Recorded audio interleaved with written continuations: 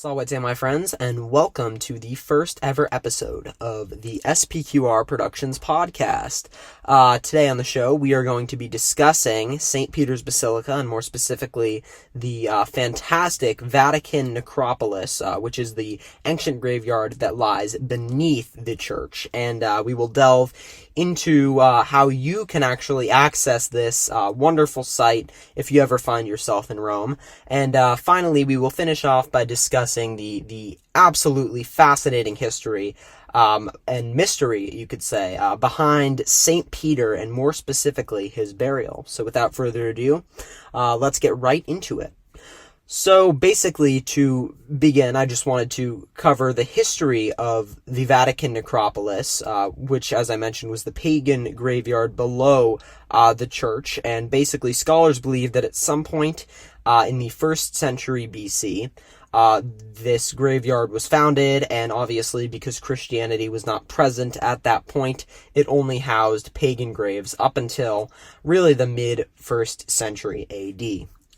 But after it started becoming a place where Christians would sort of frequent, and it became a more prevalent part of the city, it became more notable in the historical context, and mentions of it did increase throughout that time period.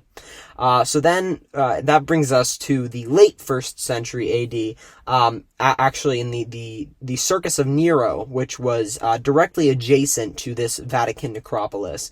And this circus, like the many others that were present throughout Rome at the time, was used to host a series of different ludi, which were the different games that the Romans put on. More specifically, and most famously, they were used to host the charioteering competitions that were so famous. The horses and chariots and Ben-Hur type of stuff. So basically, Nero finished the construction of the circus. It was started by Caligula early in the century, and it was used to host games during the emperor's reign. Now, this basilica, or sorry, not this basilica, this circus really becomes important to us later in the century, because it was the location where the apostle Peter was martyred. He was actually crucified upside down in the circus. This was essentially out of honor to Christ, because he felt that he was not worthy to be crucified right side upward, and he felt that it would be, I suppose, sacrilege to die in the same way that who he believed the Son of God died in. So he chose to be crucified upside down, and he was martyred in the circus after the fire of Rome. Nero scapegoated the Christians after that, and he blamed them for the tragedy, and led to the death of many, one of whom was the Apostle Peter. So he was crucified upside down in the circus, and then afterwards his body was taken, and it was brought to this Vatican necropolis, which, as I mentioned, was directly adjacent to the circus. And he was buried somewhere in the necropolis. Time went on.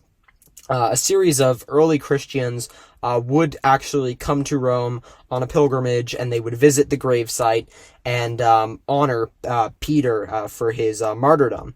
And really, this becomes important later on, as we will talk about, because it is the location that Constantine chose. His grave is the location that Constantine chose to build the Basilica of St. Peter around. He actually chose to place the altar directly above the grave of St. Peter. But before we get into that, let's talk about the grave of St. Peter itself. So basically, the grave of St. Peter, it's pretty limited in the overall scope of historical accounts, but there is one from the mid-3rd century from a theologian named Gaius, and basically Gaius records this grave of St. Peter. He refers to it as a trophy. And, that's not a trophy in the context of what we would think of today, but a trophy more of as a shrine. So basically you have this shrine, and Gaius described it in his account as this small little building with 2 pillars, and then a small roof, and then a big red wall behind it. And I'll put a picture up on screen for you all to see. And then below this shrine was where St. Peter was supposedly buried. So basically, At the time, one could imagine that this was more common knowledge. However, this is our only direct account of the grave of St. Peter, so it's kind of all that we have to work with. But basically, Constantine would have, in the early 4th century, would have had similar knowledge to what Gaius had. So he would have also known that that Saint Peter was supposedly buried below this trophy, this so-called trophy. So that sort of brings us back to the actual construction of the basilica. And basically, Constantine actually located the trophy of Gaius, and that's how he marked where St. Peter was buried. And then he wanted to, as I mentioned, center the altarpiece of the basilica directly above the trophy of Gaius. So this task was absolutely monumental at the time. And if you ever go to visit St. Peter's today, you will immediately ask the question, well, it's a huge construction project. How could he have built such a basilica? And the St. Peter's that stands today isn't actually the original basilica. Constantine constructed the original, and then the modern day St. Peter's was erected in the 17th century, but they took up a similar land space, so that's why I make the reference. Anyways, basically, you'd ask yourself the question, well, how did Constantine manage to construct this absolutely fabulous and large and incredible basilica on top of already occupied land? You have the cemetery there. And sort of to add on to that question, the Roman cemeteries at the time were actually illegal to desecrate. So if Constantine, even if he had wanted to, even though he was the emperor, he actually could not have gone ahead to desecrate this cemetery, because it would have been a huge violation of Roman law. So basically, Constantine, and by the way, for those of you that don't know, Constantine was the emperor who actually legalized Christianity in the Roman Empire through the Edict of Milan, a very famous document. And before his death, he actually converted to Christianity, making him the first emperor to do so. But anyways, back to what we were discussing. Constantine basically went around this Roman law. He created sort of a loophole. What he did is he took dirt that was located higher up on the Vatican Hill, and he relocated that dirt to the graves of the cemetery. So basically what he did is he removed the tops of these graves, these big Roman graves, these mini mausoleums, I suppose you could call them, that ran all the way along the Vatican necropolis. He took the tops off of them and he filled them with this dirt, and I believe the number is something like 1.5 million tons of dirt he moved from this Vatican Hill into these tombstones, and that is ultimately what led to the creation of the base of where the basilica stood. So a monumental feat on its own. He moved all this dirt and he filled all these tombs, and we'll discuss what happened to the tombs a little bit later, but basically, time went on. He constructed his basilica. It was one of the largest and most impressive, according to historians and modern accounts that look back on depictions and archaeological knowledge and such. And basically, the basilica, it lasted quite a while. In fact, it was the only reason the new basilica was constructed was because the old basilica had been around for so long that it actually started literally falling apart. So, anyways, the new St. Peter's Basilica was constructed in the 17th century. Time goes on, and then just after World War II, the Pope at the time, I believe it was Clement XII, but I'm not positive. You'll have to fact check me on that. He wanted to verify the claim that St. Peter was buried beneath the altarpiece, because there was some skepticism at the time, and people weren't absolutely positive about whether or not he really was buried there. So basically, what the Pope did is he started excavations of the area, and really he didn't expect to find many Roman ruins. He expected to predominantly find a couple medieval things here and there, and then really just reach directly towards the location where St. Peter was buried. However, it was shock to the excavators and the archaeologists when they found this entire pagan necropolis below the surface. And, as they went along excavating, they had realized that the dirt that Constantine had moved in order to build this basilica, the dirt that he had moved to essentially destroy the cemetery in order to build this Christian shrine, it had actually encapsulated all of the tombs and preserved them perfectly. And, this was huge archaeological news at the time, and it shocked archaeologists and historians around the world. And as the excavators continued to move towards the altarpiece where St. Peter was supposedly buried, they kept discovering these tombs, these elaborate marble tombs, and it was, at the time, it was absolutely huge. So anyways, they continue down the necropolis street, and they make it to the altarpiece, and as we were talking about before, the Trophy of Gaius marked the grave of St. Peter, so that's what they were looking for. And eventually, after much searching, they were able to locate the Trophy of Gaius, and it was this grand discovery.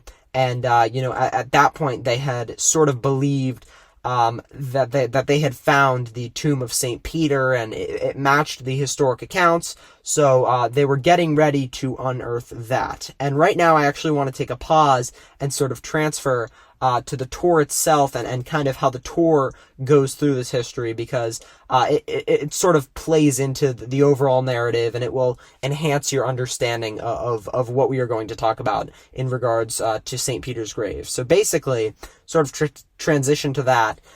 If you are able to attend the tour, I absolutely recommend it in Rome. I believe you can go onto the Vatican ticket office to purchase tickets for €13 a piece. It's very cheap there compared to what the tour agencies offer, and the tour is pretty limited, so you're going to want to schedule ahead if you are going to make the trip, but I absolutely recommend it. So that's worth checking out if you're in Rome. But basically, the tour starts where you are guided to the side of the Vatican, and you're taken through a special entrance. You have to pass the Swiss guards, and you have to show them your tickets, which is a great time, a great experience. And then you walk along the side of the Vatican, and eventually you reach a small entrance in the sort of back alleys of the Vatican.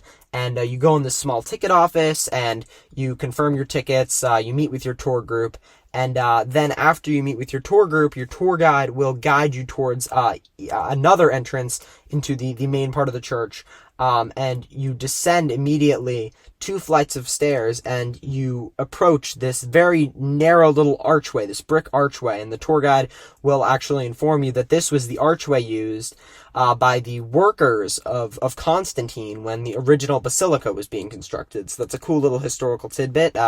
You enter the tour through that archway, and you emerge onto this perfectly preserved ancient Roman street, and it is just magnificent. And you go along for what I would say is probably about 20 minutes to a half hour, and you get to explore all of the different Roman tombs, and you get to look into them, and you get to see the mosaics, you get to see the frescoes, you get to see the actual tombs where they were buried. Absolutely fascinating.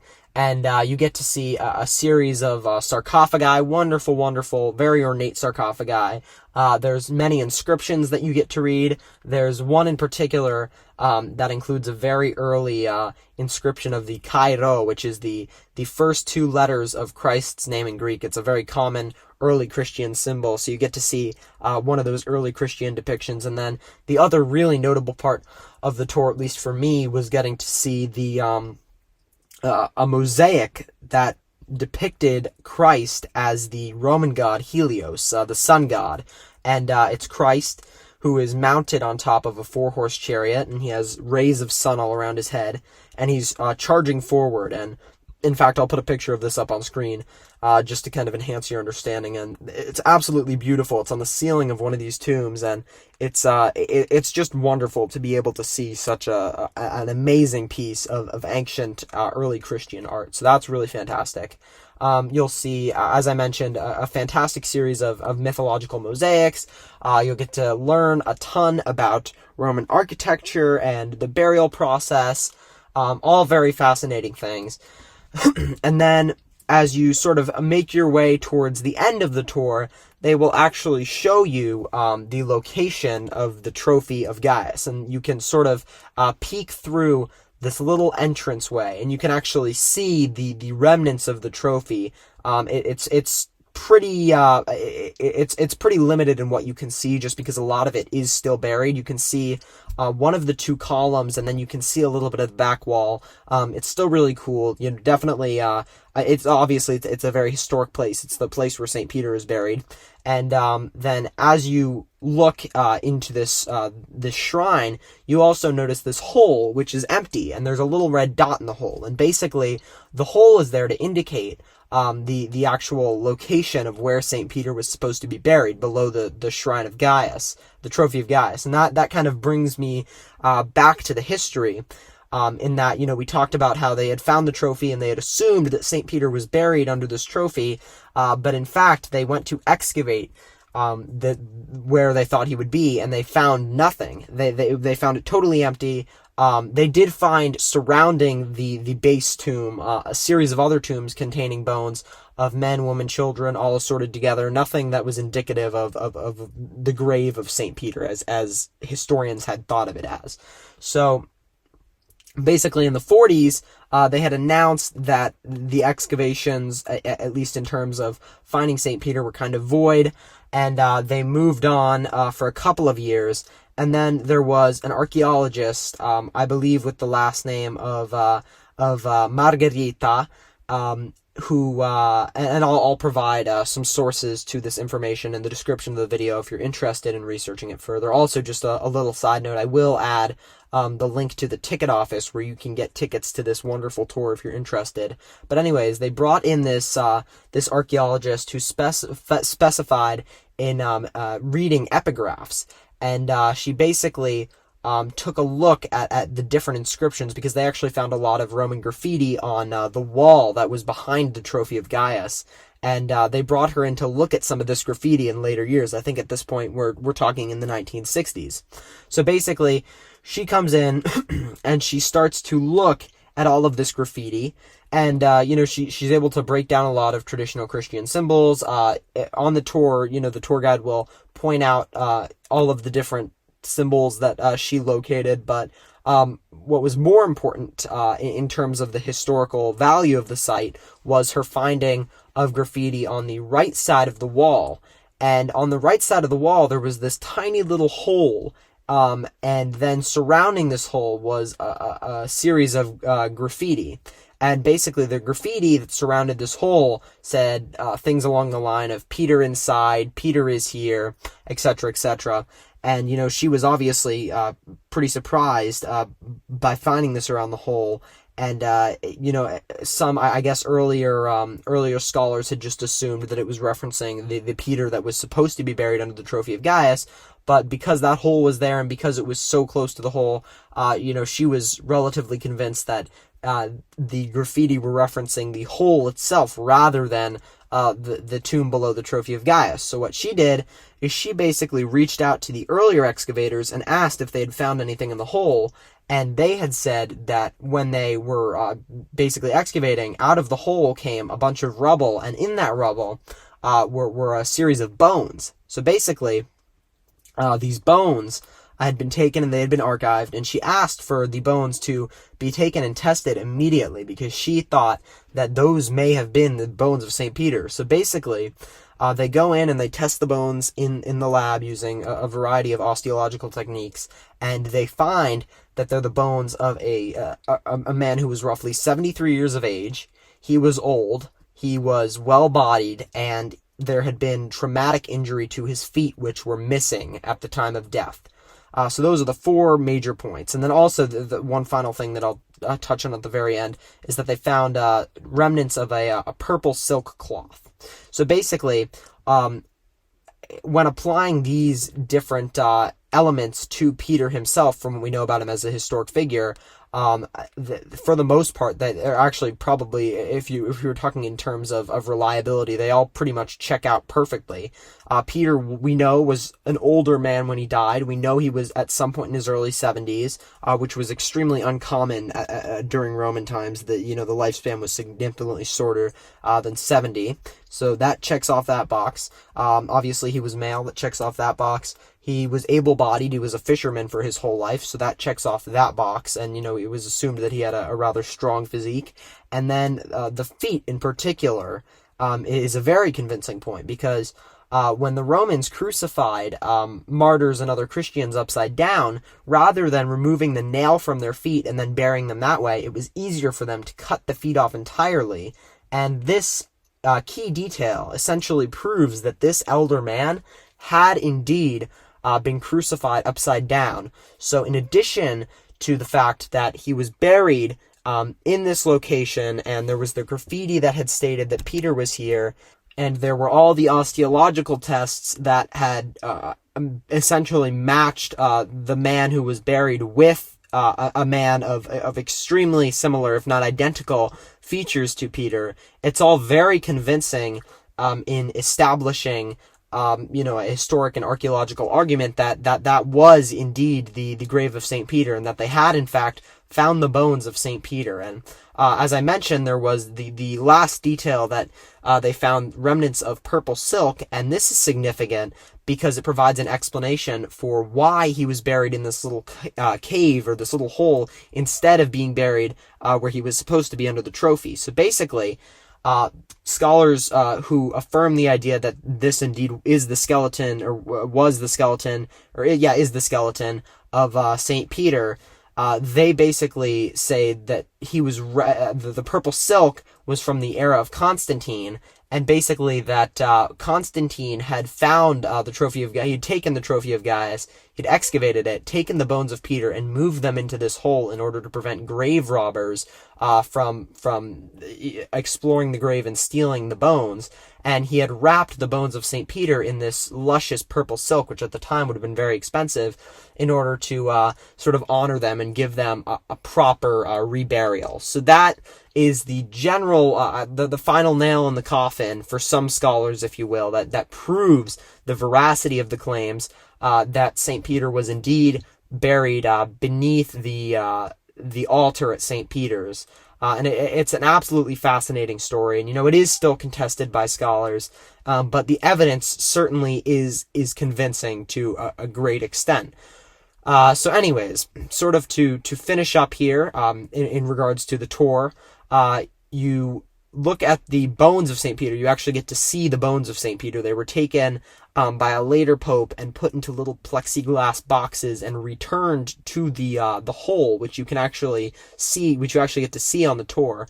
So you see the bones of St. Peter, and then after that you walk through this beautiful little chapel, and you can actually look up through the floor grates, and you can see the altar at the modern day St. Peter's, which is a really cool little detail.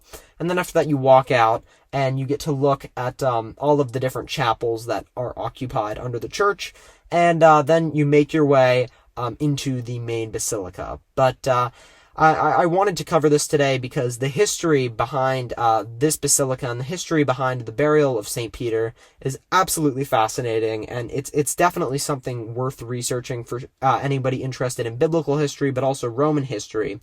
And further, if you ever find yourself in Rome, it's a fantastic tour and opportunity to take. That's pretty niche. I mean, you're not going to find your average tourist doing something like this, but the history behind this is absolutely fantastic. And, in addition to seeing the bones of one of the most important Christian figures of all time, you also get to visit St. Peter's Basilica and have the whole experience. So it's really a fantastic option if you're ever in Rome. And I really couldn't think of a much better way to spend one of your days in the Eternal City. So I figured that with that, we should wrap the first episode of the podcast up. So thank you all so much for listening, if you're still with me now. And just to kind of give you an idea of how this podcast is going to work, I hope to continue it basically weekly. And then in addition to the podcast, I'll try to post some shorter form content on the channel occasionally that is similar in style to my former informational videos. And without much else to say, I thank you again for watching, and I hope to see you all again very, very soon.